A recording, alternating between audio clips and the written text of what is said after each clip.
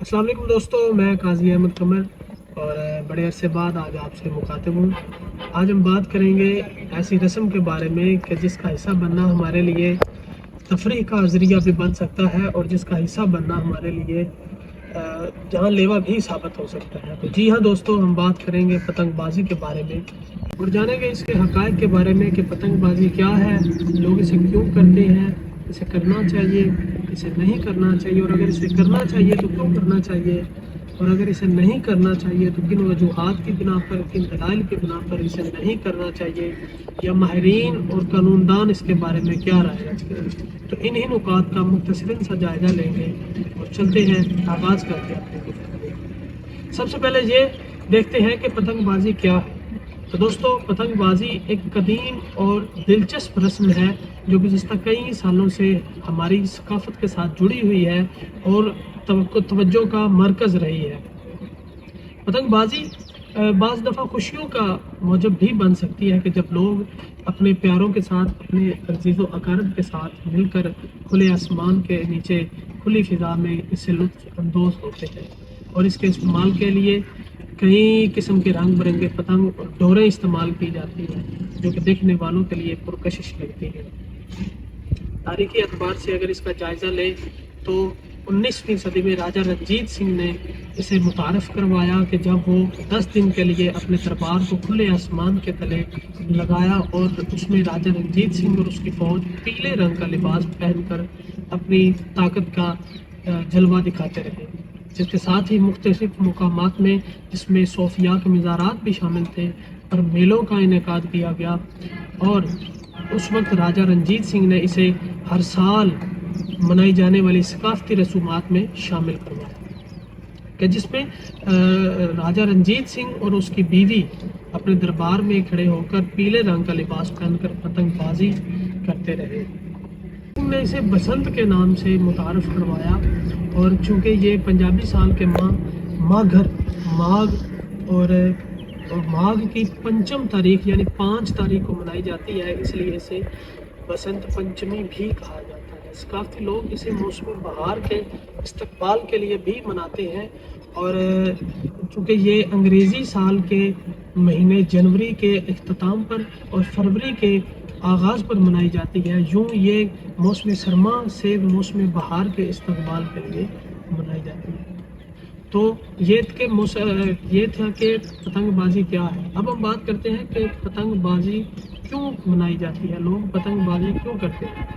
अब हम बात करते हैं कि पतंगबाजी लोग क्यों करते हैं।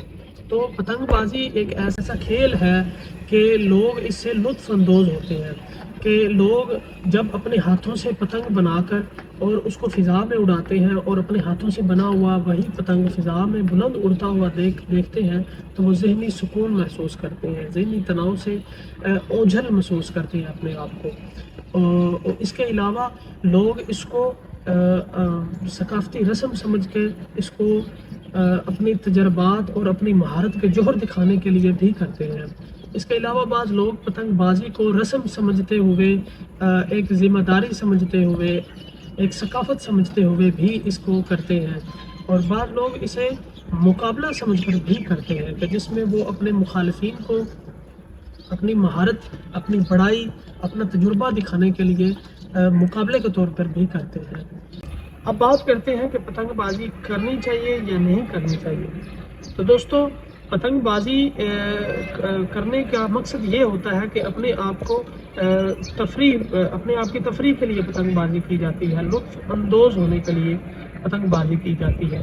अगर तो इसको तफरीह की हद तक महदूद रखा जाए, इसमें कोई फजूलियात शामिल न की जाए, तो पतंगबाजी एक अच्छा तफरीह का समा भी हो सकता है।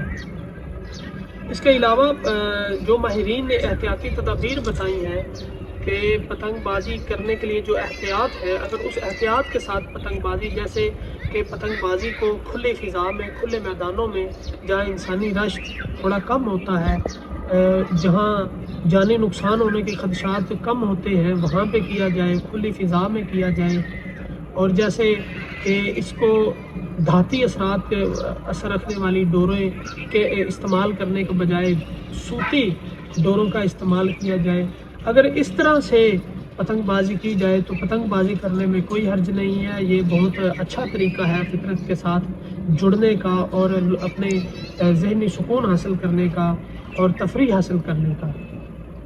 اب جیسا کہ ہمارے آس پاس میں ہمارے معاشرے میں جیسا کہ نظر آتا ہے کہ نوجوان بچے اور بزرگ بھی اس میں بعض دفعہ شامل ہوتے ہیں کہ پتنگ بازی کو ایک مقابلے کا سما باندھ کر کیا جاتا ہے کہ جس میں ایک مقابلے کا منظر ہوتا ہے کہ جس میں مخالفین کو اپنی بڑائی دکھانے کے لیے، مخالفین کو اپنی طاقت دکھانے کے لیے اپنے سامنے والی چھتوں پر لوگ بہت بلند عمارات پر چڑھ جاتے ہیں اور جس میں استعمال ہونے والی پتنگیں اور ڈوریں بہت شدید اثرات رکھنے والی ہوتی ہیں اور اس بات پر مقابلے بازی ہوتی ہے کہ کس کا پتنگ بڑا ہے، یا اس بات پر بھی مقابلہ ہوتا ہے کہ کس کا پتنگ بلند پرواز پر رہتا ہے. اور ان باتوں پر بھی مقابلہ بازی دیکھنے میں آئی ہے کہ پتنگ بازی میں پتنگ سب سے پہلے کس کا کٹتا ہے اور طرح طرح کی فضولیات شامل ہیں. اور اگر اسی طرح کی پتنگ بازی کی جائے تو یہ بہت سارے حادثات کا موجب بن سکتی ہے اور گزشتہ کئی سالوں سے ریکارڈ کے مطابق ہر سال سینکڑوں جانیں پتنگ بازی سے جاتے ہیں. اور حیرت کی بات تو یہ ہے کہ اس میں پتنگ بازی کرنے والے کو تو نقصانات اٹھانا ہی پڑتے ہیں. پتنگ بازی کرنے سے جو دیگر لوگ، دیگر جانیں، معصوم بے گناہ لوگ، راہگیر لوگ بھی اپنی جان سے ہاتھ کھیل بیٹھتے ہیں.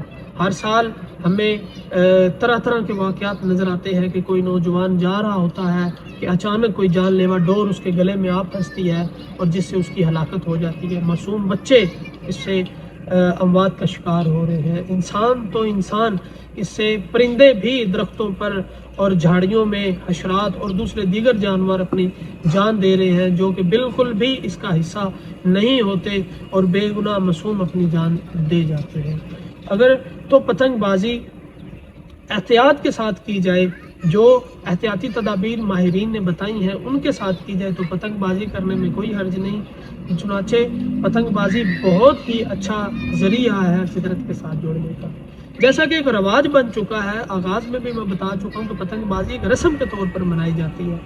تو ایک رسم میں ہم جڑ چکے ہیں تو رسم مقابلہ بازی کی بن چکی ہے. کوئی بندہ بھی پتنگ بازی کو کھیل سمجھ کر نہیں کر رہا ہوتا. زیادہ تر لوگ اس کو مقابلہ سمجھ کر اور مقابلے میں شریک ہوتے ہوئے پتنگ بازی کرتے ہیں کہ جس سے شدید اثرات کا سامنا اور نقصانات کا سامنا کرنا پڑ جاتا ہے. انہی دلائل کی وجہ سے اس کو نہیں کرنا چاہیے. اب ہم بات کرتے ہیں کہ اگر پتنگ بازی نہیں کرنی چاہیے تو کیوں نہیں کرنی چاہیے. تو دوستو ہم جائزہ لیتے ہیں کہ پتنگ بازی لوگ کیسے کرتے ہیں. جیسا کہ میں بتا چکا ہوں، ہم بات کر چکے ہیں کہ پتنگ بازی کو لوگ زیادہ تر مقابلے کی حیثیت سے کرتے ہیں اور مقابلہ سمجھ کے ہی پتنگ بازی میں شریک ہوتے ہیں.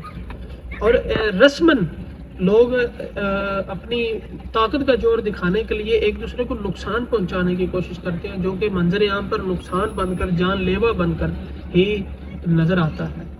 اب کوئی بھی کھیل ہو، کوئی بھی چیز ہو، کوئی بھی ایسا عمل ہو جس میں مقابلہ شامل ہو جائے، جس کو کرنے کی نیت مقابلہ ہو جائے تو وہ دشمنی پر اتر اور یہ مقابلے کی طرح کی جاتی ہے. تو مقابلے کے بارے میں ماہر نفسیات بھی یہی کہتے ہیں کہ مقابلہ لوگوں کے درمیان تعلقات میں دشمنی کے طور پر دیکھا جاتا ہے. اور دشمنی ایک ایسی چیز ہے جس کے بارے میں ماہر نفسیات اپنی طاقت، اپنا مال، اپنی خوشحالی، اپنی مالی خوشحالی اور یہ سب چیزیں دکھانے کے لیے بہت اہم جدوجہد کی حالت کے طور پر دیکھا جاتا ہے.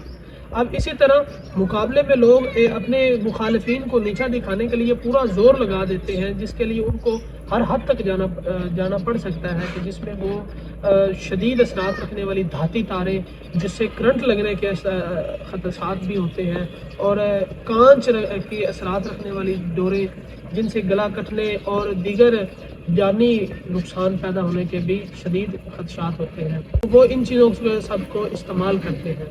اس کے علاوہ اگر بات کریں دنیاوی اعتبار پر تو علماء نے اس چیز کو فضول کام کے طور پر بتایا ہے کہ سب سے پہلے اس چیز کی ممانعت اس لیے ہے کہ علماء فرماتے ہیں کہ یہ پتنگ بازی کرنا کفار کے ساتھ مشابہت کرنے کے مترادف ہے، اور کفار کے ساتھ مشابہت کرنا اس کو اسلام میں منع قرار دیا گیا ہے۔ اس چیز کو اس لیے بھی منع کیا گیا ہے، اس سے جانی اور مالی نقصان ہوتا ہے۔ جو لوگ اس سے جان کھو بیٹھتے ہیں، بے گناہ لوگ اس سے جان کھو بیٹھتے ہیں، تو ہونے والے کی، کسی بے گناہ مرنے والے کی ماں کی گود اجڑ جاتی ہے، تو کسی کا سہاگ اجڑ جاتا ہے، تو کسی کے بچے بے گناہ یتیم ہو جاتے ہیں، جس سے یہ اخلاقی طور پر بھی شرمناک بلکہ غضبناک حد تک فضول حرکت ہے۔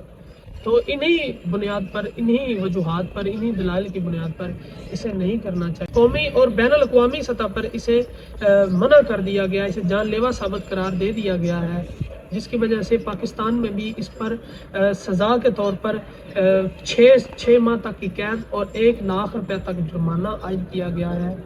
اس طرح یہ آئین پاکستان میں اسی طرح یہ قانوناً بھی جرم قرار دیا گیا ہے۔ تو انہی دلائل کے مطابق پتنگ بازی دنیاوی اور اخروی اعتبار سے ایک جرم ہے، جس سے بچنا چاہیے، جس سے کو نہیں کرنا چاہیے۔ اگر اس کو تفریح کے طور پر کرنا چاہیے تو تفریح کرنے کے لیے، اپنے آپ کو سکون حاصل کرنے کے لیے بے پناہ چیزیں ہیں، بے پناہ کھیلے ہیں کہ جس کو کر کر انسان لطف اندوز ہو سکتا ہے۔ پتنگ بازی ایک جرم ہے، پتنگ بازی کو نہیں کرنا چاہیے۔ یہ تھی پتنگ بازی کے بارے میں میری اپنی ذاتی رائے۔ ہر بندے کی کسی کام کے متعلق اپنی اپنی سوچ ہوتی ہے، اپنی اپنی رائے ہوتی ہے۔ تو اگر آپ کی رائے مجھ سے مختلف ہے تو کمنٹ سیکشن میں ضرور بتائیے گا۔ اللہ حافظ۔